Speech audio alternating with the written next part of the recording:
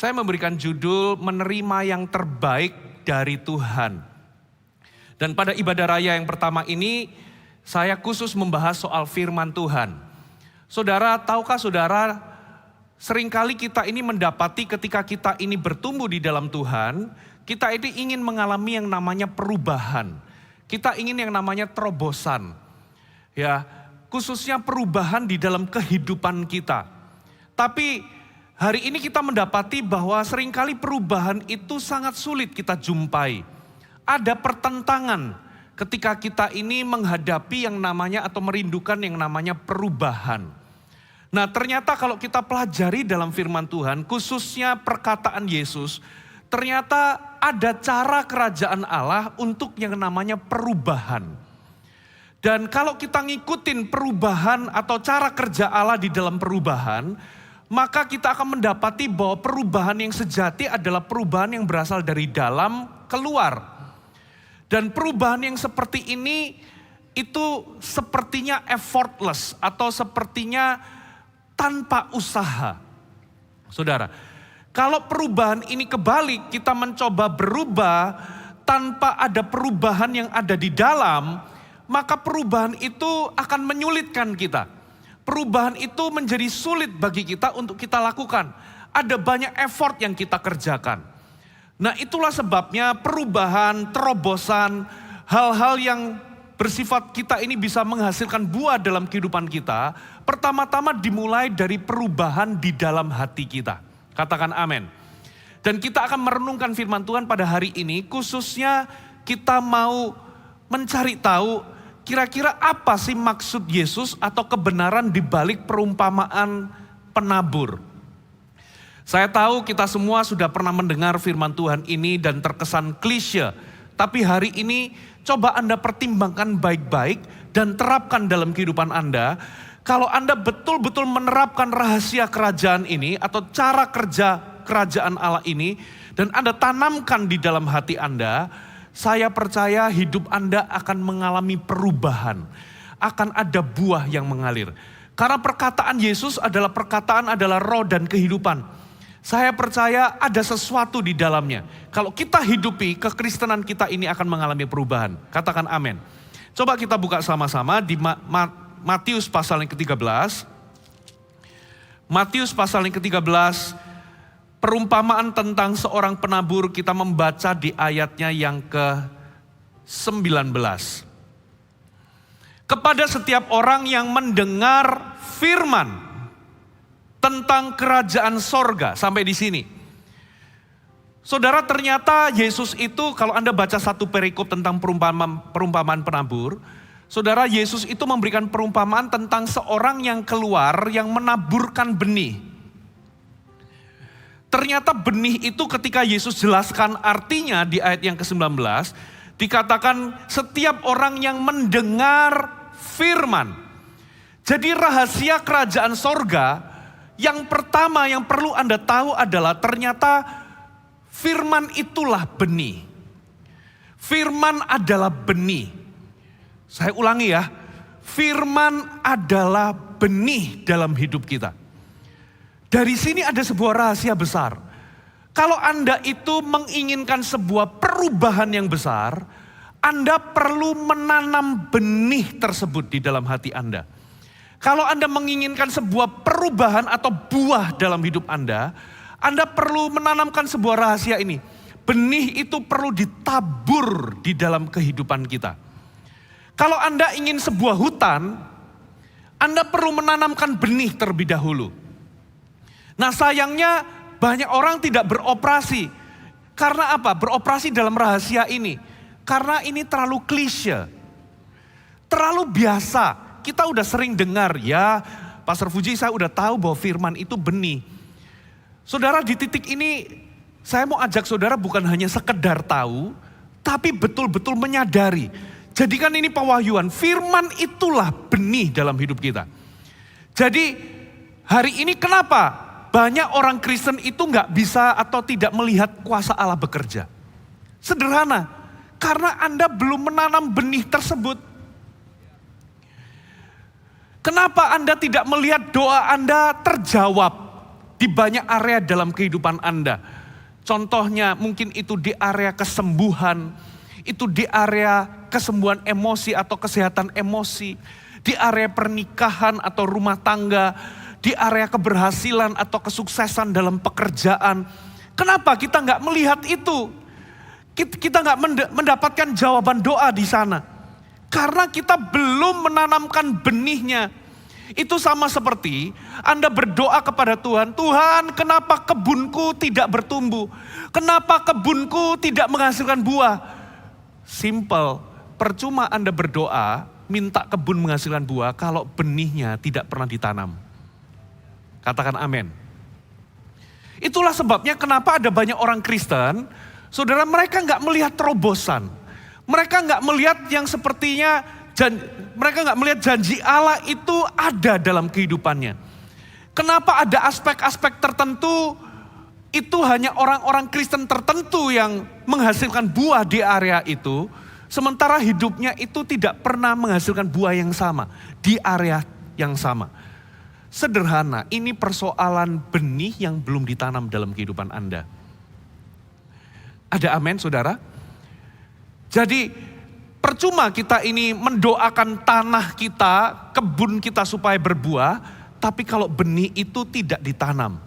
Jadi hari ini kalau Anda ingin melihat buah di dalam keberhasilan pekerjaan Anda perlu tanamkan firman dan kebenaran atau janji Tuhan dalam hati Anda di area keberhasilan di dalam pekerjaan. Di area kesembuhan, apabila hari ini Anda membutuhkan kesembuhan, juga sama.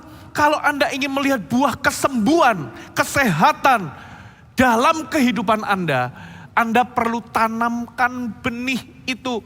Firman, kebenaran, dan janji Allah di area kesembuhan dalam hati Anda. Hal yang sama dalam rumah tangga, dalam kekudusan, dalam karakter, dalam pertumbuhan rohani atau perubahan hidup. Anda perlu tanamkan firman tertentu, kebenaran tertentu sesuai dengan area yang Anda rindukan dalam kehidupan Anda, dan janji Tuhan dalam hati Anda. Amin, saudara. Jangan remehkan kekuatan sebuah benih. Sebuah benih apabila itu betul-betul ditanam dalam hati kita, itu bisa menghasilkan sebuah hutan. Jangan remehkan, ini rahasia yang besar. Yang Yesus katakan ini rahasia besar, saudara. Dan inilah yang namanya hukum rohani.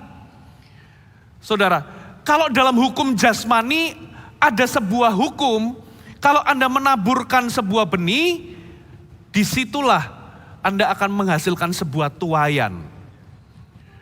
Di dalam hukum rohani juga sama. Ternyata hukum rohaninya itu begini, firman itulah benih yang perlu ditabur dalam hati kita. Kalau Anda menaburkan dan menanamkan benih itu, Anda akan menghasilkan tuaian di situ. Ada amin, saudara? Nah, sekarang Anda perlu tahu, saudara, ternyata benihlah yang menghasilkan buah dalam kehidupan kita.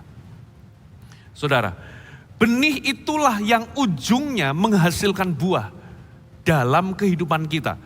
Saudara, firman Tuhanlah yang ujungnya akan menghasilkan buah dalam kehidupan kita. Nah, ada tetapinya. Tetapi tanah itu juga punya peranan. Katakan amin. Nah, di dalam perumpamaan penabur, ternyata tanah itulah yang merupakan hati kita. Kitalah tanahnya, hati kitalah tanahnya. Ternyata tanah hati kita itu sangat mempengaruhi pertumbuhan dari benih tersebut. Tanah kita ini atau hati kita ini bisa menjadi tanah yang mengizinkan benih itu bertunas, berakar, menyerap nutrisi-nutrisi yang ada, bertumbuh dan menghasilkan buah. Sebaliknya, tanah hati kita ini juga bisa menjadi sebuah tempat yang menghalangi, menghambat, menghimpit, bahkan bisa, saudara, mempersulit benih tersebut untuk bisa tumbuh dan menghasilkan buah. Nah, di sini kita bisa ngerti, saudara, saya itu dulu ya sebagai pengkhotbah, saya itu berapi-api ingin apa, saudara? Ingin supaya khotbah saya itu diurapi dan mengubahkan orang. Saya ingin betul-betul, dan itu sampai hari ini, saudara, kerinduan saya seperti itu. Tapi ternyata sekalipun Anda berkhotbah diurapi oleh Roh Kudus begitu powerful, tapi ternyata tetap itu nggak menghasilkan buah dalam hati orang-orang yang mendengarkan. Kenapa, saudara? Karena firman yang sama yang dibagikan, khotbah yang sama, pesan yang sama yang dibagikan, ternyata tidak menghasilkan buah yang sama. Ternyata ada sebuah perbedaan tanah. Coba kita lihat 1 Petrus 1 Petrus 1 ayat 23.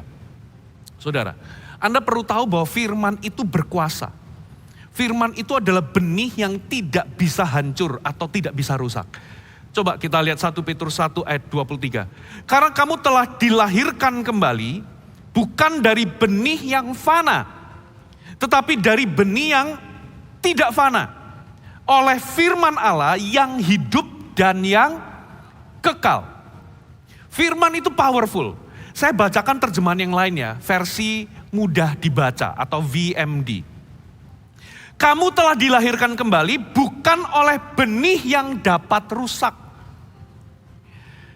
melainkan oleh benih yang tidak dapat rusak. Kamu telah mendapat hidup baru melalui firman Allah yang hidup dan yang kekal. Terjemahan bahasa Inggrisnya itu benih yang fana itu diterjemahkan sebagai incorruptible seed. Atau benih yang gak bisa rusak. Jadi sebetulnya firman Allah itu selalu berhasil. Firman Allah itu gak bisa gagal. Firman Tuhan atau benih itu gak bisa rusak. Memang dalam dunia pertanian, Anda itu bisa menabur benih tapi gak hasilkan buah. Kenapa? Karena benihnya itu rusak. Tapi firman itu bukan benih yang bisa rusak. Katakan amin. Jadi firman itu powerful dalam kehidupan kita. Jadi kalau Anda berhasil menanamkan firman itu dalam hati, firman itu gak bisa gagal sebetulnya. Firman itu akan menghasilkan buah. Namun, saudara, ternyata sekalipun firman itu gak bisa gagal atau benihnya itu incorruptible, gak bisa rusak. Ternyata ketika ditabur, tapi kok bisa hasilkan hasil yang berbeda-beda. Ternyata jenis tanahnya itu yang menentukan. Khotbah yang sama, pesan yang sama, dengan urapan yang sama, ternyata bisa jatuh di tanah yang berbeda-beda. Ada orang yang mendengarkan satu khotbah, itu bisa begitu diberkati, hidupnya diubahkan, gitu ya, mengalami transformasi, sementara sama orang yang lain tidak mengalami apa-apa. Gak ada efeknya apapun. Ada orang yang ketika terima firman itu hatinya bisa berkobar-kobar, menerima pewahyuan yang baru. Ada orang yang boring. Apa sih ini? Anda harus tahu ternyata jenis tanahnya yang menentukan. Katakan amin. Nah, hari ini kita akan pelajari, saudara, kira-kira apa yang harus kita lakukan ketika kita ini dalam usaha menanam firman dalam hati kita. Saudara, coba kita baca ayat yang pertama ya, Matius 13 ayat yang ke-19. Kepada setiap orang yang mendengar firman tentang kerajaan sorga, tetapi tidak mengertinya, datanglah si jahat dan merampas yang ditaburkan dalam hati orang itu. Itulah benih yang ditaburkan di pinggir jalan. Saudara, kata kuncinya di sini, tidak mengerti. Jadi jenis tanah yang pertama, itu adalah tanah di pinggir jalan. Apa itu tanah pinggir jalan? Tanah pinggir jalan itu sebetulnya tanah yang subur, tapi karena tanah itu sering dilalui oleh orang-orang, gitu ya, diinjak-injak, sehingga tanah itu menjadi begitu padat dan akhirnya karena terik, gitu ya, dia mengeras. Sehingga ketika ditaburkan benih di atas tanah yang keras ini lapisannya, benih itu cuman jatuh begitu aja tergeletak, lalu muncul burung, dimakan benih itu. Sehingga benih itu tidak menghasilkan efek apapun dalam kehidupan seseorang. Jadi jenis tanah yang pertama itu adalah tanah yang keras. Nah, apa maksudnya tanah yang keras? Nah, kata kuncinya di sini, tidak mengerti. Katakan tidak mengerti. Ya, coba kita baca lagi ya.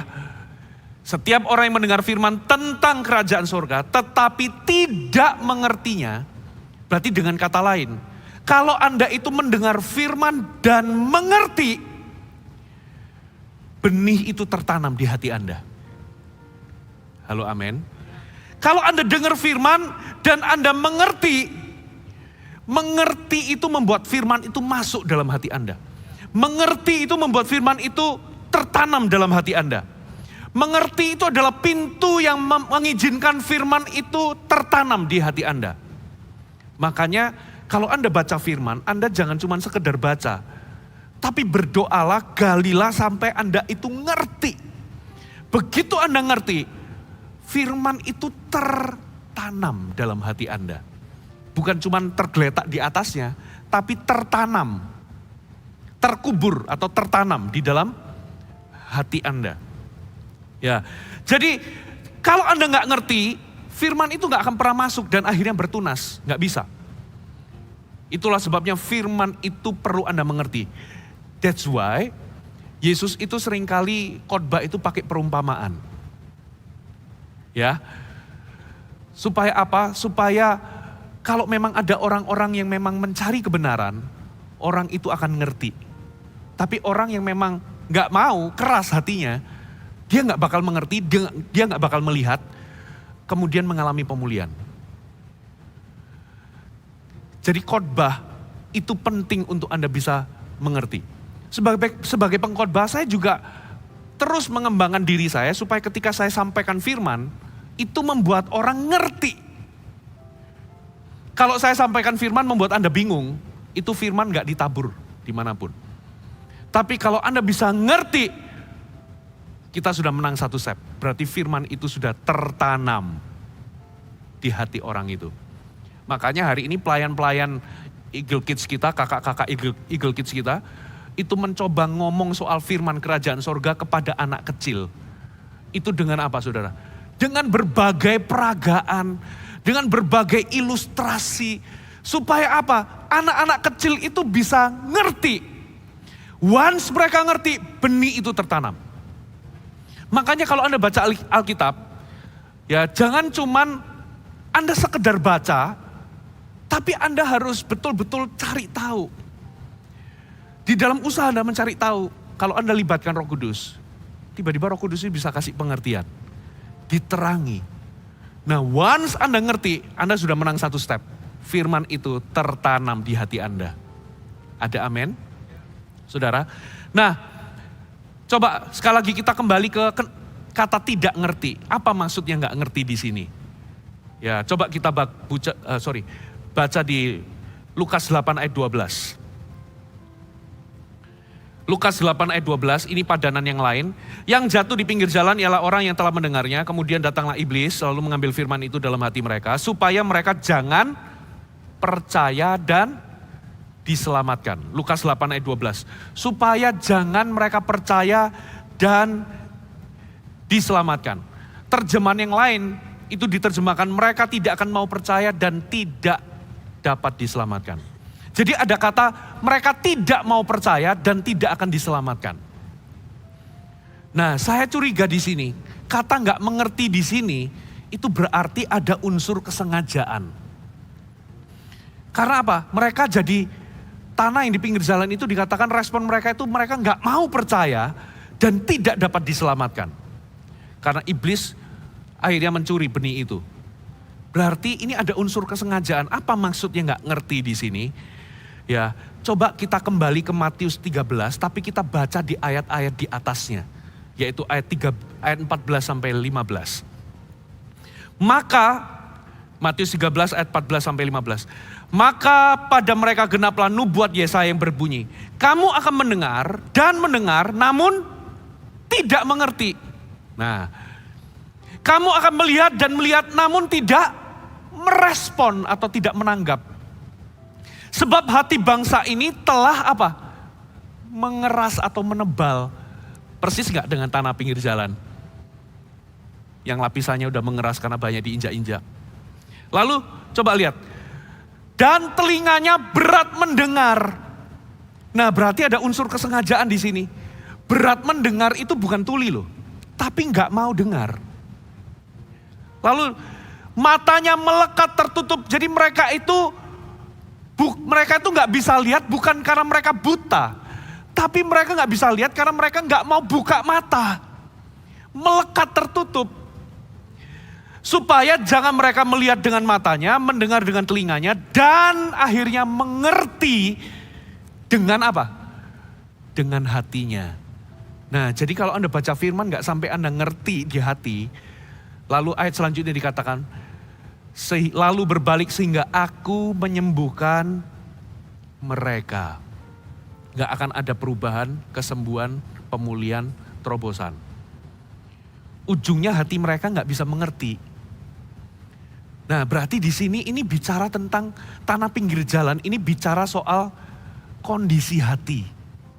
Kondisi hati yang keras ini gak akan membuat Anda sampai di titik Anda mengerti firman dengan hati Anda.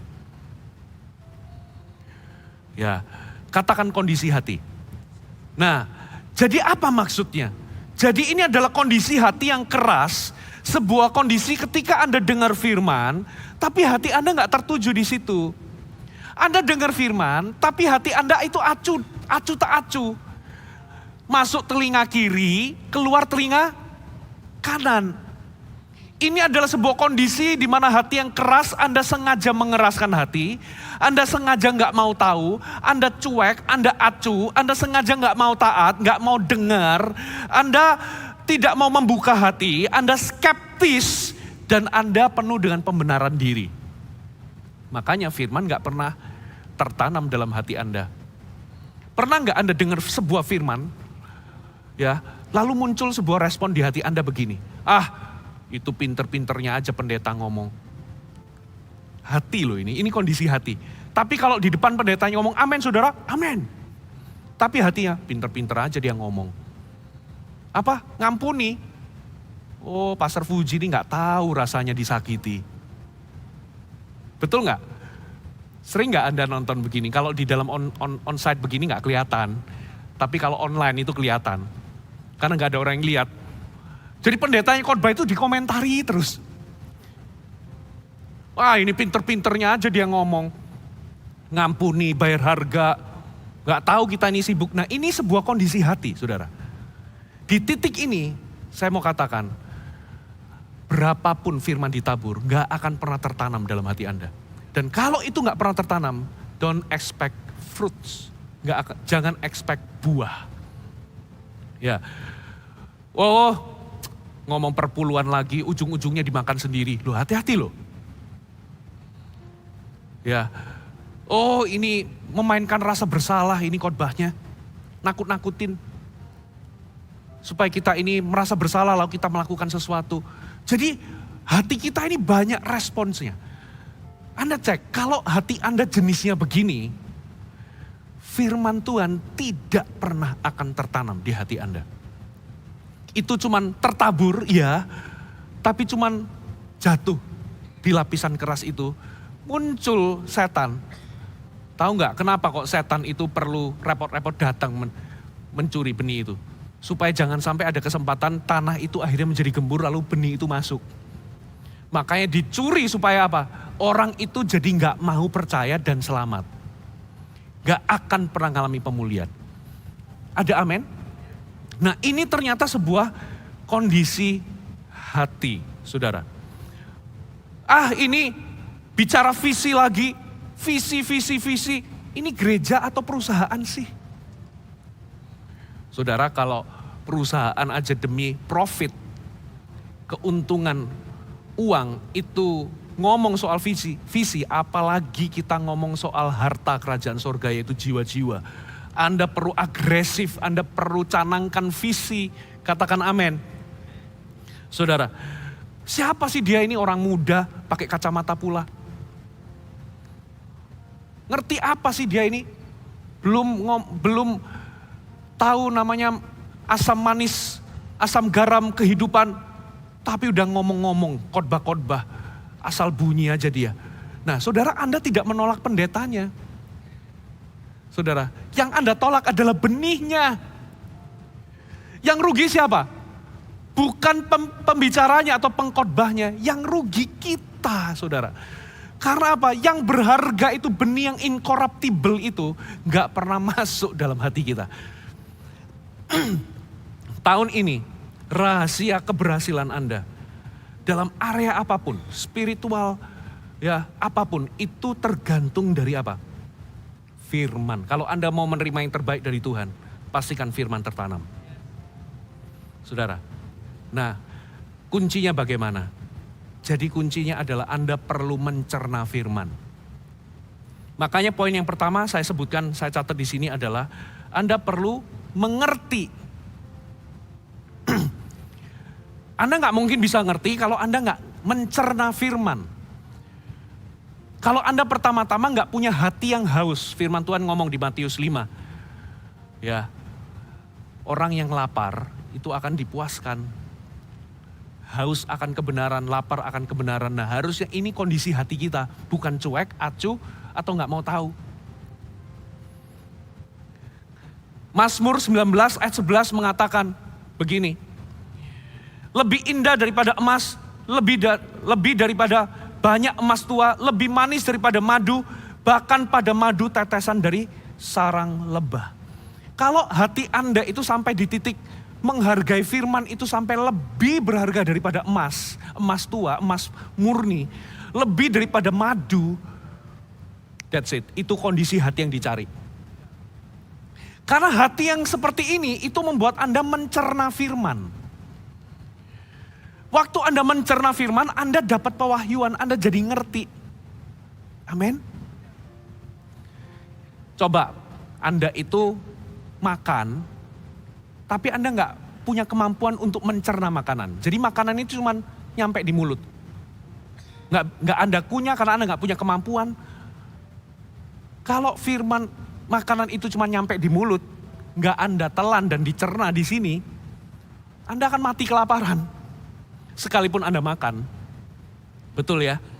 Sama, sekalipun Anda baca firman, dengar khotbah, tapi kalau Anda nggak punya kerinduan untuk mengerti firman dengan mencerna, Anda gigit lalu Anda telan, Anda kunyah 32 kali, lalu Anda masuk, lalu di pencernaan ini diproses. Anda nggak akan pernah bertumbuh. Anda akan tetap mati kelaparan sekalipun Anda makan. Nah, orang yang mau mencerna firman itu harus punya kondisi hati yang haus akan kebenaran. Katakan amin. Tapi kalau cuek, ini ngomong apa sih pendeta ini? Ah begini, ah begitu. Itu kondisi hati itu Anda cek deh. Kalau hati Anda kondisinya seperti ini, benih itu langsung dicuri. Tiap kali ditabur langsung dicuri oleh si jahat. Ada amin? Nah yang kedua saudara, coba kita lihat Matius 13 ayat 20 sampai 21. Benih yang ditaburkan di tanah yang berbatu-batu ialah orang yang mendengar firman itu dan segera menerimanya dengan gembira, tetapi ia tidak berakar dan tahan sebentar saja. Apabila datang penindasan atau penganiayaan karena firman itu, orang itu pun segera murtad. Nah, jenis tanah yang kedua adalah tanah berbatu-batu. Saudara, tanah berbatu-batu itu bukan tanah yang atasnya penuh dengan kerikil, tidak. Saudara, kalau tanah pertanian yang dibiarkan kosong, seringkali di bawah tanah itu banyak bongkahan batu yang gede-gede. Kelihatannya tanah tapi dalamnya itu batunya gede-gede. Nah kalau kita ini mau membajak sawah, saudara, orang itu harus singkirkan batu itu kalau mau memanfaatkan sebuah tanah untuk pertanian. Jadi batu-batu gede atau bekas pohon yang sudah ditebang itu kan masih ada tunggul akarnya. itu harus dikeluarkan semua. Batu-batu gede. Kenapa? Karena gara-gara batu besar itu, lapisan tanahnya jadi berkurang. Lapisan tanahnya jadi tipis. Sehingga benihnya, jadi ada orang yang mendengar firman, gitu ya. Lalu dia ngerti, itu firman sudah masuk. Tapi ternyata ada banyak batunya di dalam. Sehingga ketika dia menghasilkan akar, akarnya cuma pendek. Begitu kena terik, panas, cuaca yang ekstrim, gampang layu. Nah ini adalah tipe orang yang sebetulnya dia dengar firman dan mengerti. Tapi dia tidak berakar dan tahan sebentar. Katakan tidak berakar. Nah di titik ini tidak menghasilkan buah. Nah untuk berakar dan tahan lama, itu ternyata butuh komitmen dan butuh waktu. Jadi bagaimana menanamkan benih dalam hati kita? Kalau yang pertama Anda perlu mengerti, yang kedua Anda perlu berikan komitmen dan waktu. Komitmen dan waktu untuk apa, saudara? Untuk mengizinkan firman itu berakar. Jadi begini, ada orang itu bikin percobaan, ya ada 2 gelas kaca begitu ya. Yang satu dikasih tanah tebalnya itu 2 cm, yang satu tanahnya tebalnya 20 cm. Dikasih benih tomat. Saudara, ketika yang benih yang 2 cm itu nyampe 30 cm tingginya, ternyata yang satunya, yang tanahnya 20 cm itu baru 2 cm tingginya. Lalu seminggu kemudian, yang tanahnya, yang benih yang cepat tumbuh tadi, langsung layu. Kenapa ya? Pada waktu tertentu yang satu kok 30 cm, yang satu kok cuma 2 cm tumbuhnya. Karena yang satu fokus tumbuh ke bawah, karena tanahnya lebih tebal. Yang satu pendek, begitu membentur batu, dia fokus tumbuh ke atas. Nah makanya ada orang-orang itu yang sifatnya demonstratif di luar. Ya, senang mendengar firman, tapi nggak ada buah. Kenapa? Kelihatannya amin. Wah luar biasa aku dapat pewahyuan, tapi nggak ada buah. Karena tidak diikuti dengan komitmen dan waktu. Jadi Anda perlu di dalam kebenaran yang sama, janji yang sama, Anda perlu renungkan berulang-ulang. Ya, Anda perlu konsisten sampai di titik firman itu berakar. Maksudnya apa? Firman itu menjadi pewahyuan pribadi dalam hidup Anda. Menjadi fondasi yang kokoh. Karena apa? Akarnya mendalam. Di titik ini, Anda nggak akan jadi banyak orang Kristen, kebanyakan orang Kristen yang mengandalkan pewahyuan orang lain. Anda nggak akan jadi orang Kristen yang cuma mengandalkan imannya orang lain. Di area kesembuhan, banyak kali kita ini andalkan iman orang, betul nggak? Anda nggak punya iman untuk bisa beroperasi dalam kesembuhan sendiri. Anda nggak punya iman ketika Anda menghadapi Anda sakit. Anda nggak punya iman, Anda lebih fokus cari orang yang bisa mendoakan Anda supaya mengalir kesembuhan Anda, jadi andalkan iman orang. Di area apa? Kekudusan, karakter, keberhasilan, rumah tangga. Kalau Anda itu konsisten, sediakan komitmen dan waktu, Anda akan jadi pribadi Kristen yang tidak andalkan iman orang. Kenapa? Karena firman itu firman yang ditabur dalam hati Anda kasih waktu dan komitmen supaya dia berakar kuat di dalam hati Anda. Saya nggak ngomong bahwa Anda nggak butuh orang lain, nggak butuh iman orang, enggak. Tapi kalau segala-galanya Anda tergantung dengan iman orang, ada yang salah. Berarti selama ini Anda nggak pernah menabur benih. Anda nggak izinkan benih itu berakar dalam kehidupan kita. Kekristenan kita berarti dangkal. Sama seperti tanahnya, dangkal. Tengok kanan kiri, kita mau jadi orang Kristen yang dalam. Amin, saudara. Jadi targetkan tahun ini, aku nggak mau apa-apa andalkan iman orang. Andalkan pewahyuan pribadinya orang. Aku mau firman di banyak area dalam hidupku, itu berakar kuat dalam hidupku. Sehingga aku ini punya fondasi kebenaran di banyak area dan itu berakar kuat. Amin, saudara. Yang ketiga, saudara. Yang ketiga. Ayat 22 kita baca ya. Yang ditaburkan di tengah semak duri ialah orang yang mendengar firman itu, lalu kekhawatiran dunia ini, tipu daya kekayaan, menghimpit firman itu sehingga tidak berbuah. Saudara. Nah, tanah yang ketiga adalah tanah semak duri. Apa maksudnya tanah semak duri ini? Jadi ada orang menaburkan benih, saudara, benih itu untuk beberapa waktu berakar, lalu bertumbuh. Tapi sayangnya ada juga tanaman liar yang lain yang akhirnya menghimpit tanaman itu sehingga nggak bisa berbuah maksimal. Jadi ada orang Kristen yang sudah lewati poin pertama. Dia haus akan kebenaran, dia senang, dia cinta kebenaran, gitu ya. Dia cari kebenaran, ya, dan benih itu berakar. Tapi tiba-tiba ada semak duri yang menghimpitnya. Nah, semak duri di sini dijelaskan sebagai apa, saudara? Kekhawatiran dunia, tipu daya kekayaan, menghimpit. Apa maksudnya di sini? Saudara, kata kuncinya di menghimpit. Menghimpit firman ini, kalau saya coba renungkan, ini berarti tentang sebuah gaya hidup atau kebiasaan.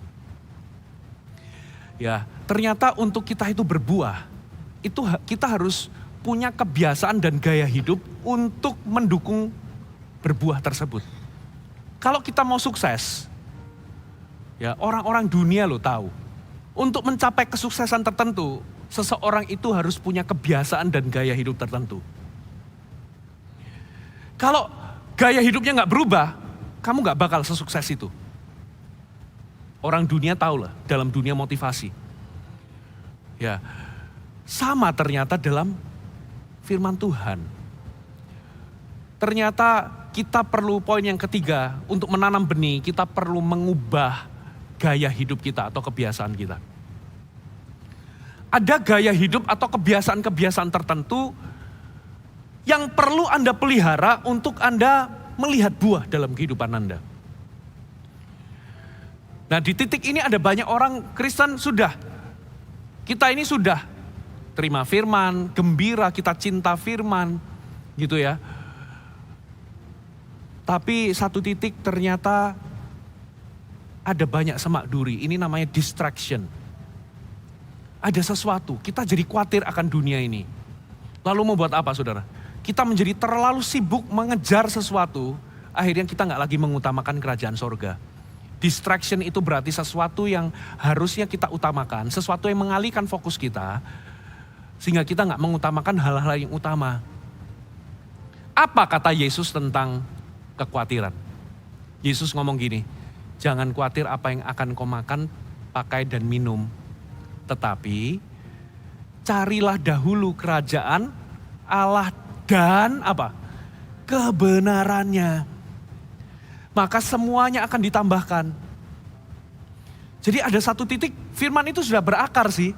Tapi tiba-tiba ada kekhawatiran dunia ini menyergap. Jadi itu jadi semak duri. Akhirnya fokus dan arah hidup Anda bukan lagi kerajaan sorga. Tuhan gak anti sama makan, mencari makan, minum dan pakai. Tuhan gak anti. Yang Tuhan katakan adalah prioritaskan, carilah dahulu kerajaan sorga. Dan carilah dahulu kebenarannya. Semuanya pasti Tuhan tambah-tambahkan. Jadi di tengah firman itu berakar, tiba-tiba fokusnya berubah. Gaya hidupnya jadi berubah. Apa yang dia kejar jadi berubah. Dan itu membuat apa? Firman itu gak bisa hasilkan buah. Lalu dikatakan semak duri itu adalah tipu daya kekayaan. Apa kata Tuhan tentang tipu daya kekayaan? Kalau Anda baca di kitab Matius, Yesus ngajar begini. Ya, jangan kumpulkan harta di bumi karena ngengat dan karat merusaknya. Tapi kumpulkan harta di sorga, karat, ngengat dan ya tidak merusakkannya. Lalu dilanjutkan dengan kata-kata begini. Di mana hatimu berada? Di mana hartamu berada? Di situ. Jadi Tuhan ngomong apa sebetulnya di sini? Tuhan nggak ngomong begini, nggak boleh kerja cari duit. Enggak, Tuhan nggak ngomong begitu. Arti kata jangan kumpulkan harta di bumi itu bukan berarti Anda nggak boleh kerja, nggak boleh cari keuntungan atau cari duit. No, Tuhan gak anti, Tuhan itu malah suruh Anda kerja. Jadilah sesukses mungkin. Tapi apa maksudnya? Kata kuncinya di sini, di mana hartamu berada, di situ hatimu berada. Lalu ayat selanjutnya dikatakan tidak seorang pun dapat mengabdi kepada dua Tuhan. Di ayat-ayat selanjutnya. Gak seorang pun dapat mengabdi kepada Tuhan dan mamon atau uang. Jadi ini bicara soal apa? Prioritas. Kalau hatimu itu yang berharga di hatimu ternyata uang, maka prioritas hidupmu Anda akan cari kumpulkan atau Anda akan kumpulkan uang di bumi, nggak ada nilai kekalnya sama sekali. Tapi kalau di hatimu itu adalah yang paling berharga adalah Tuhan, maka fokus hidupmu, apa yang engkau kejar jadi berubah. Prioritasmu jadi berubah. Nah makanya kalau Anda dalam pertumbuhan Anda menganggap bahwa uang adalah segala-galanya, lihat hidup Anda akan ke arah yang salah. Saudara, saya mau katakan uang bukan segala-galanya. Dan tidak semuanya atau tidak segalanya butuh uang. Katakan amin. Mau contoh tidak segalanya butuh uang? Ini volunteer ya? Melayani, dapat uang? Enggak segalanya butuh uang.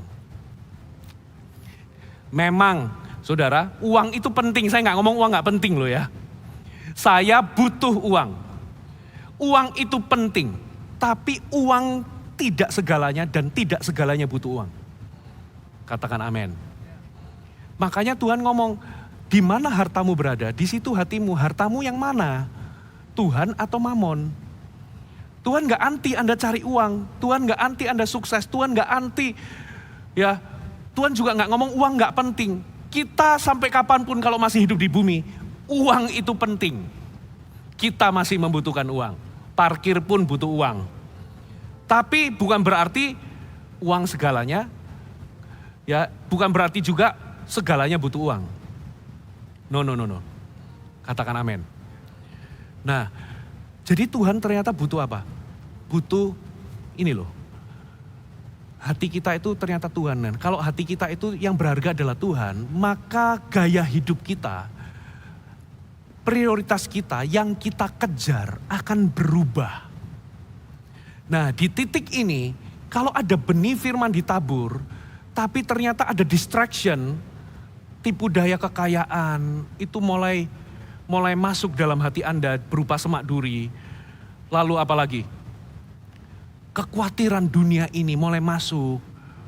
Lama-lama itu menggeser prioritas Anda. Ketika menggeser prioritas Anda, makanya ayat di Yesus itu ngomong, tiba-tiba habis ngomong di mana hartamu berada, di situ hatimu berada. Tiba-tiba ngomong, mata adalah pelita tubuh.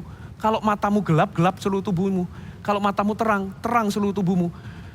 Waktu hatimu ini berubah prioritasnya dari Tuhan ke mamon, mata Anda, cara Anda memandang kehidupan jadi berubah. Fokusmu jadi berubah. Yang Anda kejar dalam hidup ini jadi berubah. Gaya hidupmu dan kebiasaanmu jadi berubah. Karena Tuhan gak lagi penting dalam hidupmu. Nah begitu gaya hidupnya berubah, firman itu terhimpit. Gak bisa hasilkan buah.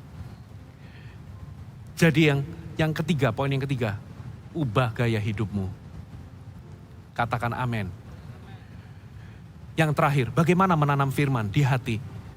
Coba kita baca jenis tanah yang terakhir. Matius 13, ayat yang ke-23. Yang ditabur di tanah yang baik, ialah orang yang mendengar firman itu, mengerti, dan karena itu ia berbuah. Ada yang 100 kali lipat, 60 kali lipat. Ada yang berapa? 30 kali lipat. This is powerful. Saudara, jenis tanah yang terakhir adalah tanah yang baik.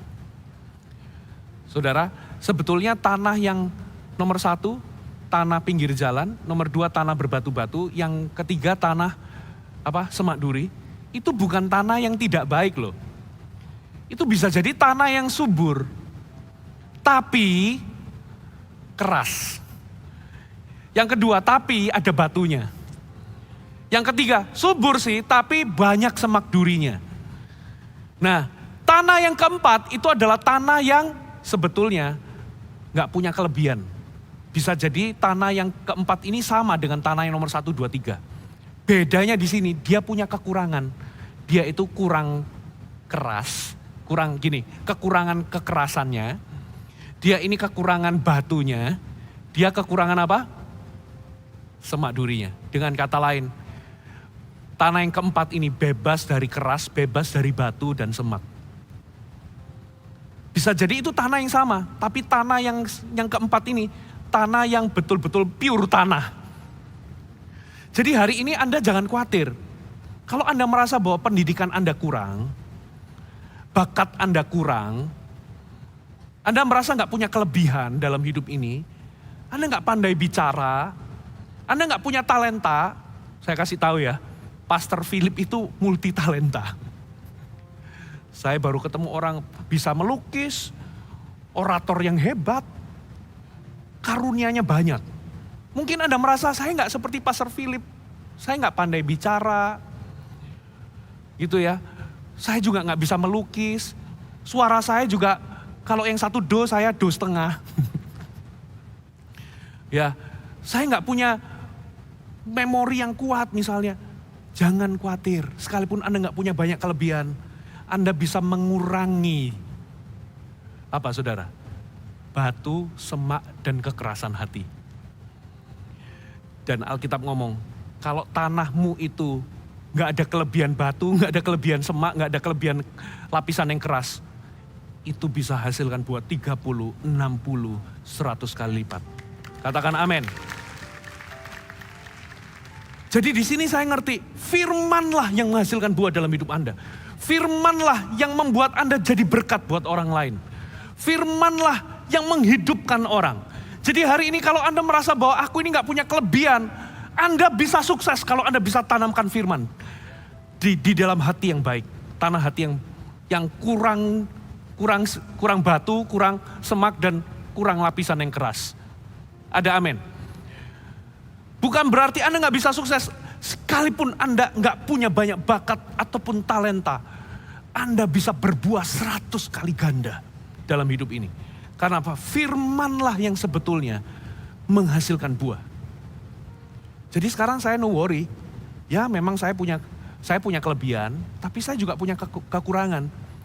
Tapi kekurangan saya itu gak menghalangi saya untuk berbuah. Asal saya bisa tanamkan firman dalam hati saya, saudara. Dan saya ini betul-betul memastikan tanah hati saya ini kekurangan semak duri, kekurangan batu, dan kekurangan lapisan yang keras. Benih itu akan bertumbuh. Jadi poin yang keempat adalah singkirkan semua halangan. Singkirkan lapisan yang keras. Singkirkan batu-batu yang ada. Singkirkan semak duri. Dan lihat, hidup Anda akan berbuah. Tutup Alkitab kita datang di hadapan Tuhan. Mari kita bangkit berdiri bersama-sama. Haleluya, thank you. Ku tahu rencanamu indah bagiku. Ku tahu kehendakmu baik bagiku. Bagiku, ku tahu rancanganmu sempurna bagiku. Ku tahu jalan-jalanmu yang terbaik bagiku. Ku tahu rancanganmu indah bagiku. Ku tahu kehendakmu baik bagiku. Ku tahu rancanganmu sempurna bagiku. Amin Tuhan. Ku tahu jalan-jalanmu yang terbaik. Lebih lagi katakan, ku tahu rencanamu indah bagiku. Ku tahu kehendakmu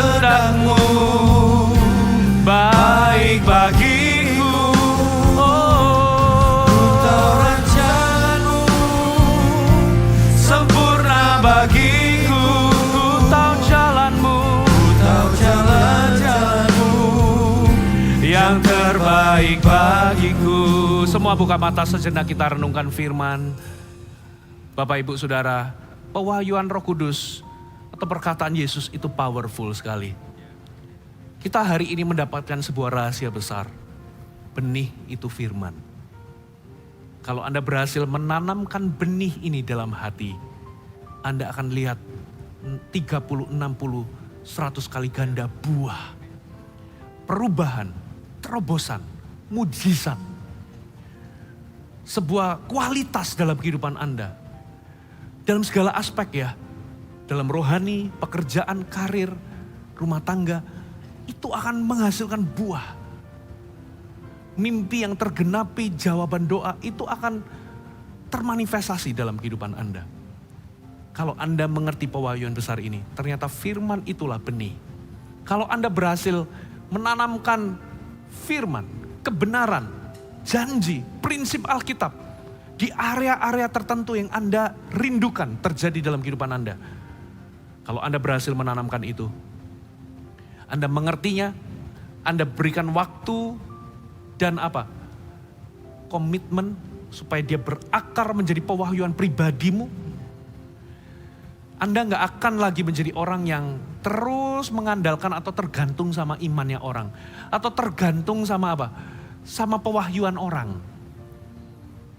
Jadi ada firman yang berakar dalam hatimu. Lalu Anda mengusahakan gaya hidup Anda tetap konsisten.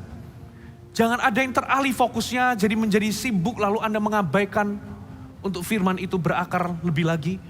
Menjadi kesibukan, menjadi sesuatu yang bisa mengubah kebiasaan dan gaya hidup. Kalau Anda bisa singkirkan semua penghalang. Lapisan keras, kondisi hati yang keras. Batu-batu, semak duri. Sekalipun Anda tidak punya banyak bakat atau kelebihan. Tapi kalau Anda berhasil menanamkan benih ini, wow, hidup Anda akan jadi berkat yang besar. Amin, saudara. Mari semua angkat tanganmu, mari kita berdoa. Roh Kudus, meteraikan firman-Mu. Pulang dari tempat ini, kami mau komit. Ternyata firman itu benih. Kami mau secara sengaja tanamkan firman dalam hati kami. Singkirkan semua penghalang supaya kami berbuah. Terima kasih Bapa. Meteraikan dalam hati umat-Mu. Ku tahu rencanamu indah bagiku. Ku tahu kehendak-Mu baik bagiku.